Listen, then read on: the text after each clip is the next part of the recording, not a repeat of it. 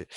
So, merci donc pour cette invitation. Thank you very much for this invitation. Good morning, colleagues. I'm going to speak about incentive-based instruments, which we can keep in mind when it comes to transition to agroecology, and also the possible financing mechanisms, because some of these instruments need to have financing. So I will be talking about these instruments. I have worked at the beginning in the forestry domain, but in reality, a lot of these instruments, which I'll be talking about today, are been born in the fight against deforestation, but today we find them being transferred to agriculture.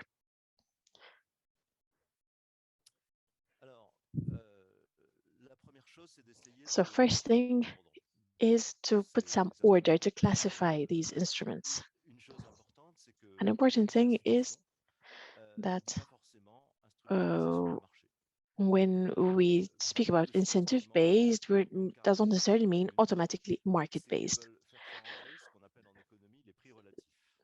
So change of relative prices without exchange to encourage stewardship.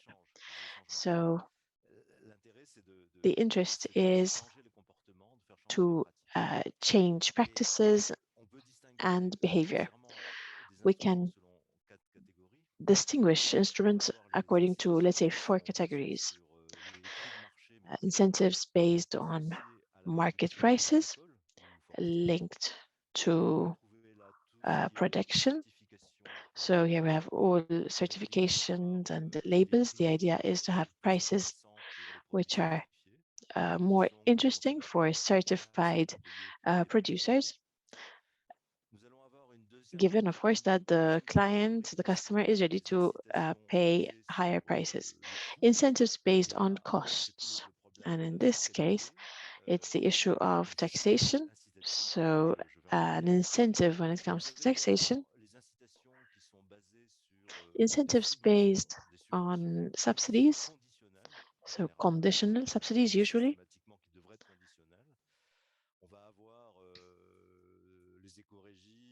So, for example, eco schemes or payments for environmental services, or similar to payment for environmental services. There's an ideal type of agroecology, but then we can also be close to this type of agroecology. So in this case, it would be like PES-like subsidies.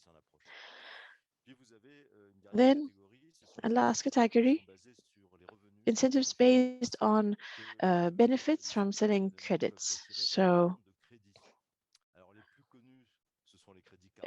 here we have the carbon, the most known, we have the carbon credit, but we have also different types of credit which are being developed by certification standards for biodiversity, for example.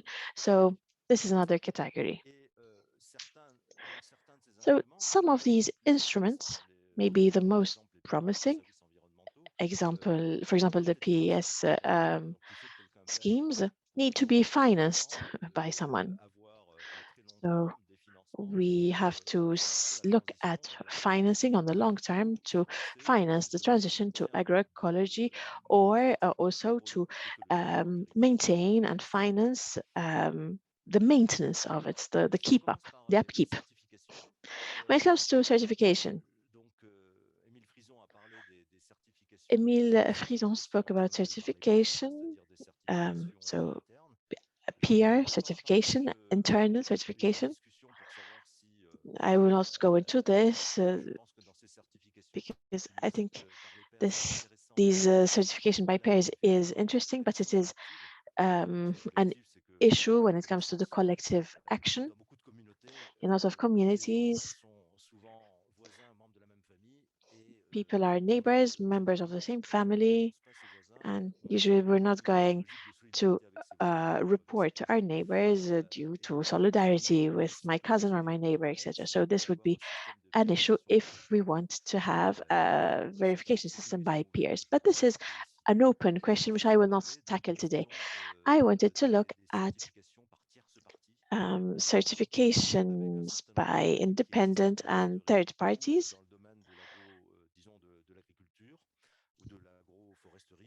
in agroforestry, agroecology, or agriculture. The advantage of such certification is that they take on a holistic and integrative approach of the farm. And these include social dimensions, for example, the income of the farmers, which is linked to the certification. Another advantage is that we have associated traceability systems, which would give a guarantee to the consumer, which means an increase in trust in order for the consumer to pay more. The problem here is the price. As Ami Frison said earlier, this is an obstacle. Independent third-party certifications require higher costs. So we have certification, group certification, which exists and which are possible. This has already been seen in forestry with EFC and PFC. So on a territorial basis or on a cooperative basis, which reduces the cost of certification. Today, the big issue on territorial certification when it comes to jurisdiction is that, for example, when we talk about zero deforestation, where we have a lot of discussions and experiments to certify territories as zero deforestation. So this is a particular case I'm referring to, but this exists. What are the disadvantages, the drawbacks of these certifications? First of all, the possibility for small-scale producers to afford to pay the auditors, and even if there is a group certification to reduce the cost. Another drawback is the capture, let's say, of auditors. Auditors at times want to please their client, especially when we're talking about large farms. So auditors who are too strict will lose their clients. So they're more, let's say, understanding and flexible. They would have more clients. So that is an issue. And then another drawback is the consumer's willingness to pay, particularly in developing countries, of course. Now, we know that what is new is that to compensate for insufficient price premium, public policies more and more and governments are proposing subsidies or modulate taxes, for example, to help the spread of certified products. In forestry, for example, we have private certifications as the FSC or the PAFC, which are used more and more in public policies. For example, in Brazil and Peru, there are fiscal rebates for FSC certified timber. In Gabon, since last year, there are 3 different area tax levels which exist for FSC or PAFC concessions. The non-certified concessions have an increase in tax levels, and there's a medium level for concessions who have just a level which is sufficient for concessions. So through accreditation and fiscal advantages, governments can, let's say, govern private certifications. This can be done thanks to tax incentives, and in order to, it would help the governments to evolve these certifications in direction they want. So we can have the separation between the public and private instruments, which is slowly being erased. It still exists, but there are instruments which are being used by public authorities for these issues.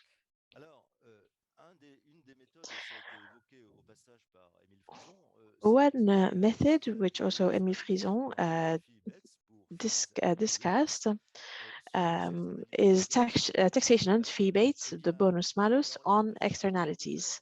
So there are different ways of doing this. We can tax inputs, for example, like nitrogen, which is something essential in European countries, for example, in Bretagne and the region of Bretagne in France. And it's maybe not pertinent in many developing countries.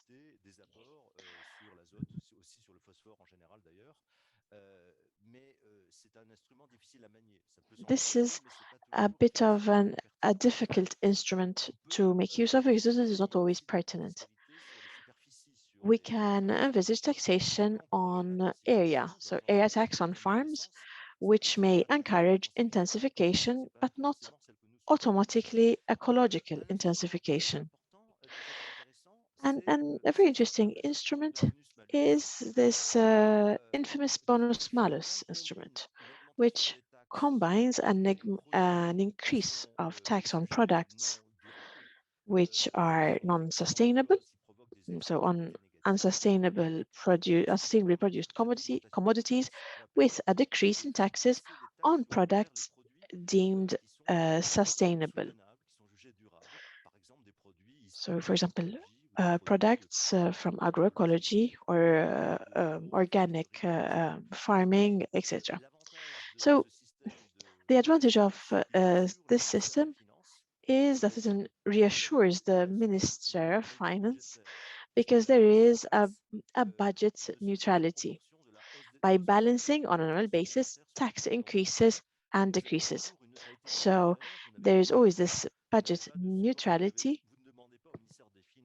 and the Ministry of Finance is not asked for more fiscal and tax incentives. So the idea is to change behavior in order to have more and more sustainable production. If we have more sustainable production, there is more bonus and therefore fewer malus, let's say. So every year, every 2-3 years, we need to review the balancing of this budget neutrality. Et c'est probablement le plus simple parce que les certifications aujourd'hui. These feedbaits can be put together with another system with the accreditation system and the evaluation one, because it allows to have private certifications, because that's their job, that's what they're here for. But it also, I mean, private or public certification, but you also can have certification linked to the context. For instance, you can have certification that can evolve in function of the social context or the ecological context.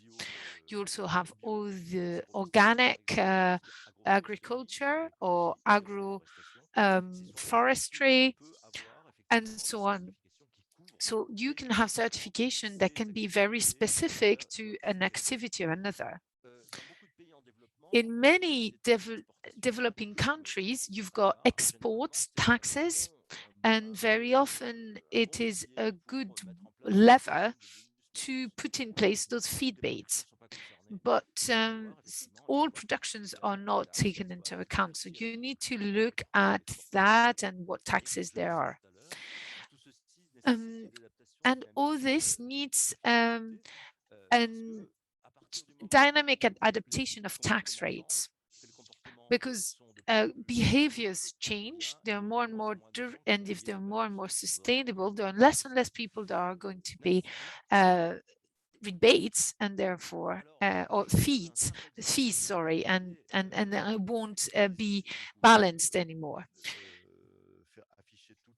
You can, so this is just an example of a study that has been done with the World Bank in Côte d'Ivoire about cocoa, looking at the agroforestry cocoa. So we've got different labels. There is a one that is the Rainforest Alliance, a private one, and the Ivory government is looking at a very specific label for agroforestry, and they need to look into it and decide what they're going to do. But the idea is to move from a low production of cocoa. Let's say that if let's put in a hypothesis, it's not certified, it's at 14.6% actually, the tax, and we want to, that's the left-hand side, and we would like to reach, let's say, 6 years in that model. We want to have all certified cocoa. And the constraint from the Ministry of Finance is we don't want to lose any money. So we want to create a system, and that's the right-hand side, top right-hand side, a model, tax rates differential. So it's an increase of the export tax of 1% per year for non-certified products and lower the certified product tax at the same time. So yes, the blue line is going up until the 7th year, but you also have the orange one that goes lower at the beginning, but it just goes back after a while, because as more and more cocoa is certified, it's getting the bonus, and so the fees, and therefore there's no more money to justify the lower taxes on non-certified. So what you can see is we move from 4.6 and we reach back for 14.6. So overall, we are not losing any money, but the people that are certified will always, it will always be more interesting for them, because they will still be much lower than in the certified system. In the non-certified system, sorry, the tax rate will still be lower.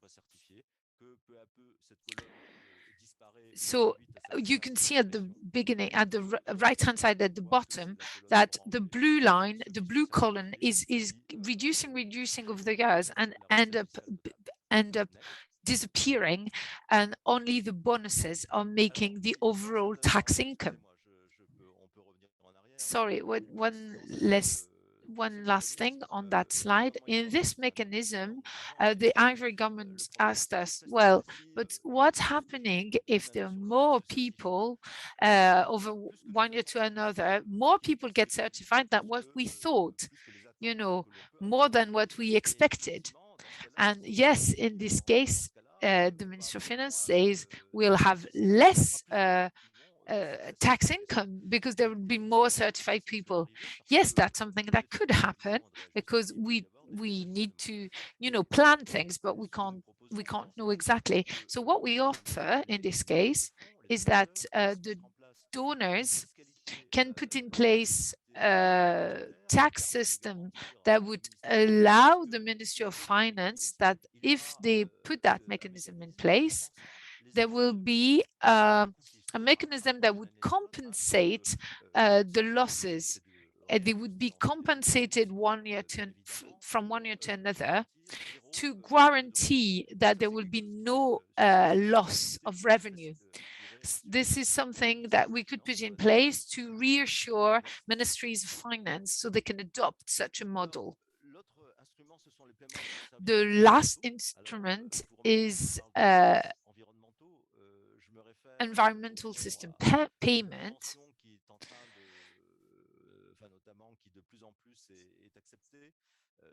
This is something that is more and more,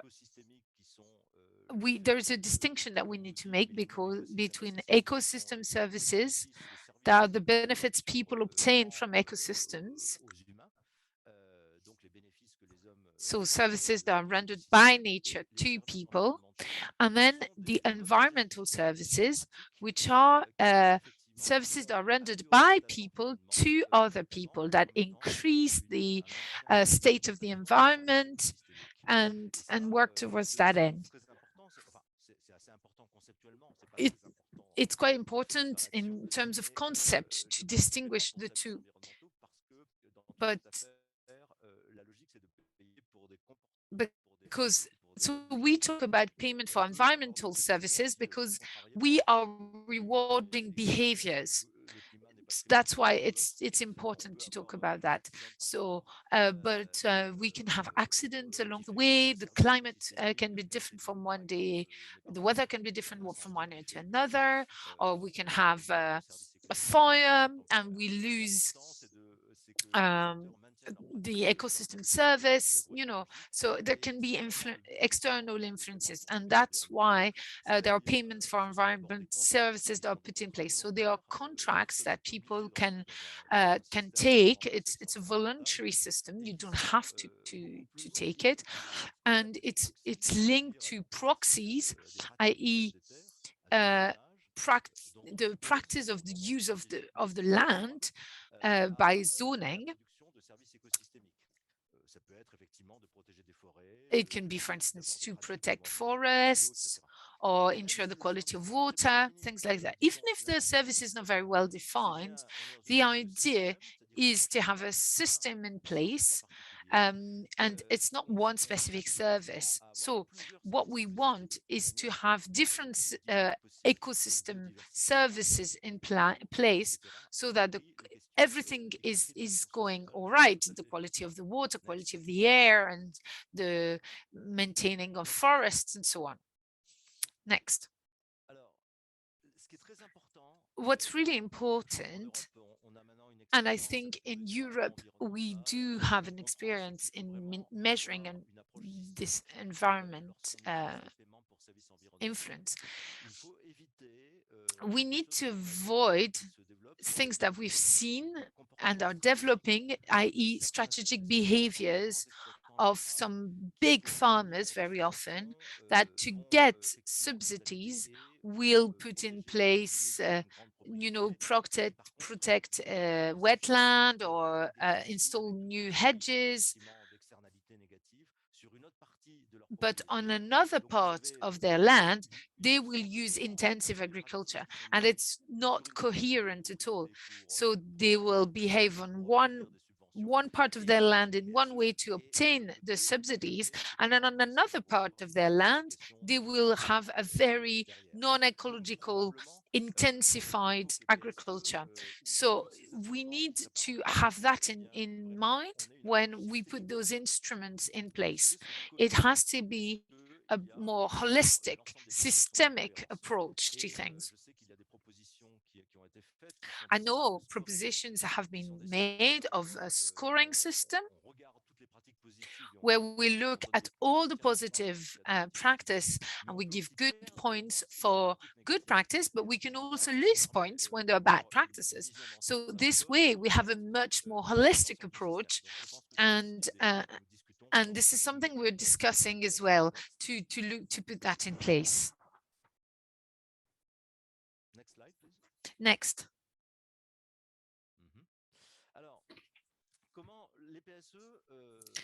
How do those PEEs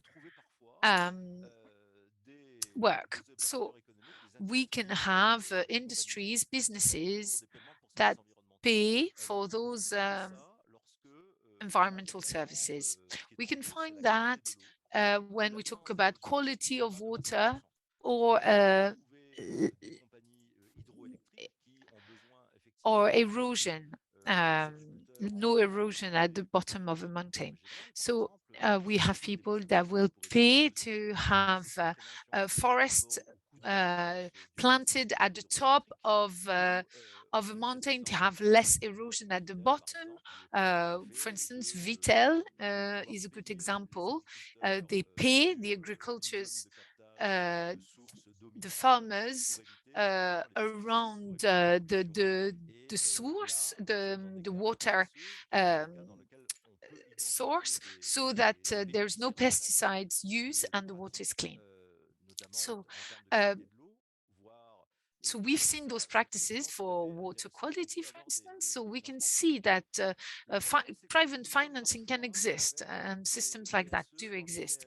But sometimes we have PEAs where the objective is diversity or carbon sequestration, and we don't have direct donors because no companies find benefits, can really benefit from this, putting this in place. And so in these cases,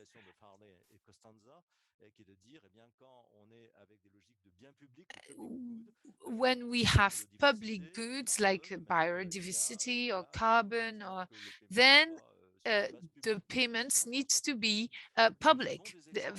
From the financing needs to be public. In Costa Rica, in Mexico, there are schemes that are put in place. There are levies on fuels or water to fund national or regional programs. For instance, Costa Rica, this has been put in place in 1997 to maintain forest, and that worked really quite well. So we can look at how it works. So how does it work? You've got funds that finance those environmental services, and it's financed mainly by levies on fuel in Costa Rica and on water distribution in cities and countryside, both in Costa Rica and Mexico. And so these levies are the money that the government is getting from those levies allow to have a financing for biodiversity. Is it something that could be implemented everywhere? Not necessarily. If you look at Africa, I don't recommend to put a levy on fuel because it has too much social impact, but we can look at the principle and look at where we can put the levy on something that is consumed widely by people. And it's important to look at a wider base, as wide as possible, because the more people involved, the more things can be done. And then it's interesting to target at services that are used by people in cities, so that there is a finance transfer from the city people to the countryside people. So I don't know, let's look at sodas or beer that are very consumed widely in Africa. This could be there could be a tax on those products, so that this money is then sent to the countryside to help agriculture. You could also look at for instance, mobile phones or access to social media. There is a technical system so that you could pay the access to your social media. So there are different possibilities that could put in place, but they've not been explored quite yet. this is not something that has been done, at least in Africa. We can also finance environmental project by carbon credits. There are quite a few risks associated to this system. You can have trade-offs between ecosystem services, and the carbon goal can overcome the ecosystem one. So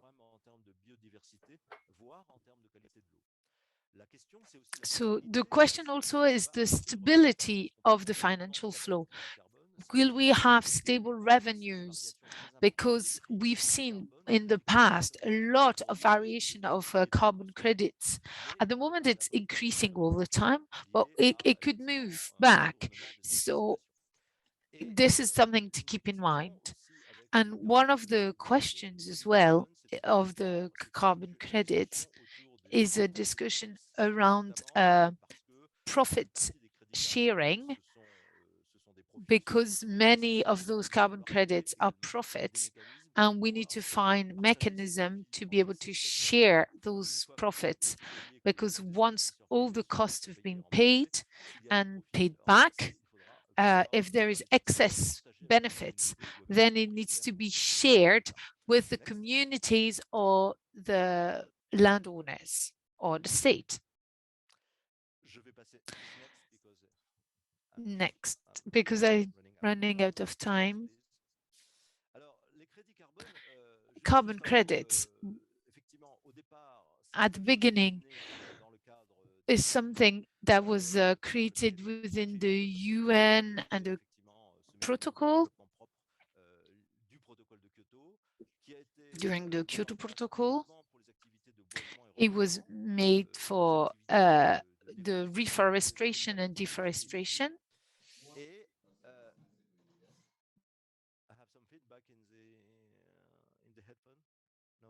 I can hear something.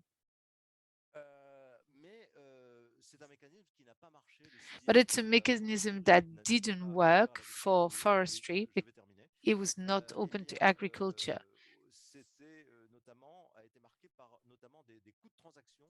Because the transaction costs were just far too high for small-scale agricultures, and it never worked for small operators that were doing, for instance, community forests. So this UN mechanism completely disappeared and has been replaced in a non-planned way by other mechanisms, which are private certification mechanisms. They're different. Vera VCS is one of them, for instance, for forests. It's one of the standards of certification that has different methodology that cover different the area like soil carbon and changes to agricultural practice, grassland, and so on and so forth.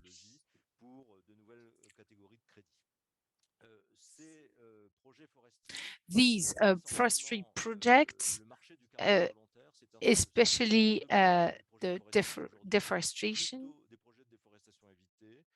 avoided deforestation, is the main source of carbon credits on the voluntary carbon market.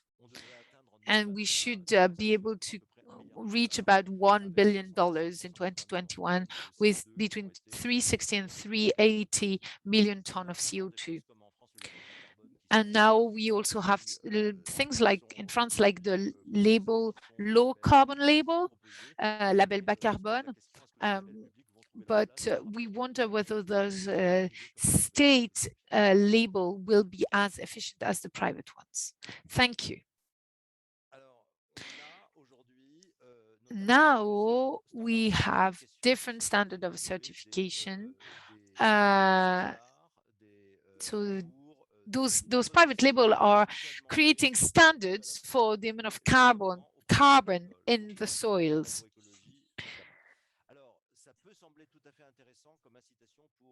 It can seem like very interesting incentive But we've made a study with Julien Demenois, who created that presentation with me. And what we've noticed is how complex the labels are and those measures are. And we wonder how it can really be an incentive, and also the cost of auditing, how high they could be. So we wonder whether those labels are adapted. You know, they couldn't really work for small farmers and small surfaces, in particular in developing countries. So this is something that could be used by big farmers, big farming industries, but not for small ones. And then we have the same trade-off problem between ecosysteming system. Can we maximize the carbon in the soils? So we wonder whether it would not be better to have a more holistic approach and not maximize one carbon system towards rather than another one. So it would be better to have a certification, not just for carbon in the soil, but more carbon in the ecosystem as a whole, would be better for small farmers. Last point, very quickly.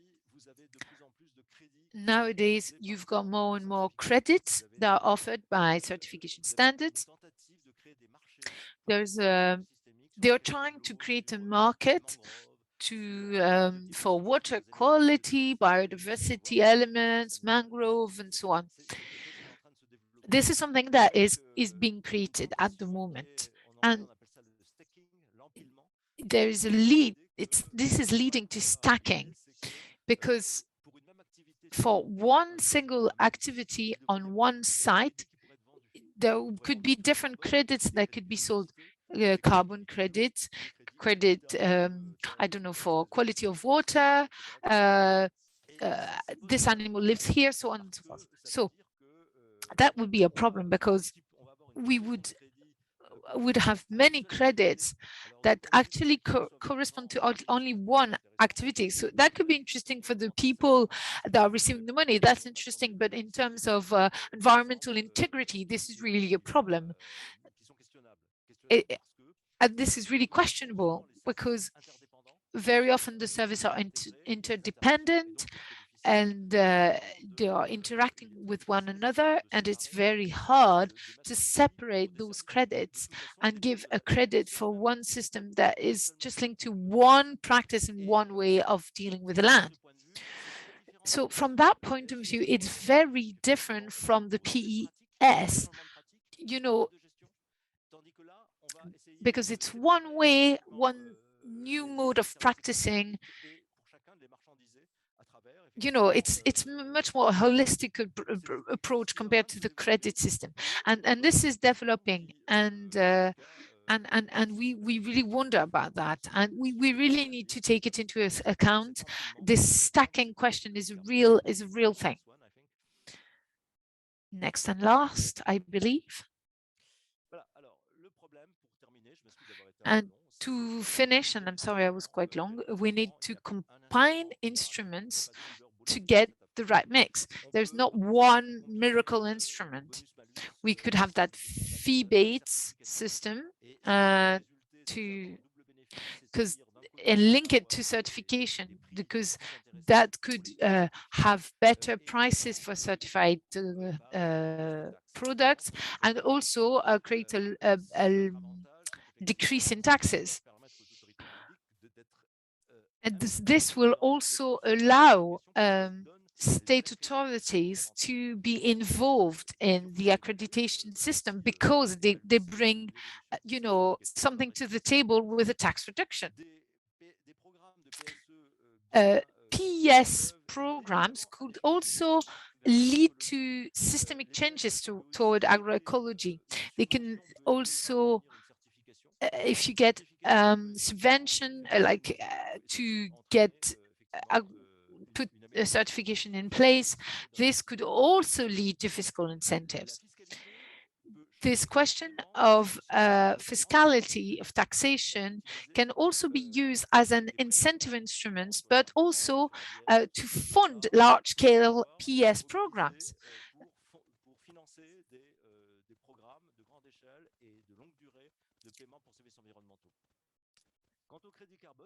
As for the carbon credits, they can also use to fund PS projects, but you need to know that the transaction costs are very high, and there is a risk of trade-offs between the different services. And therefore, it's really raised quite a lot of questions in terms of environmental integrity. And personally, I really think that this question of stacking of ecosystemic systems that is attracting a lot the financial institution and big businesses is really something that we need to avoid at all costs, and because it's really a danger in terms of the impact on the environment. Thank you very much, Mr. KARSENTY.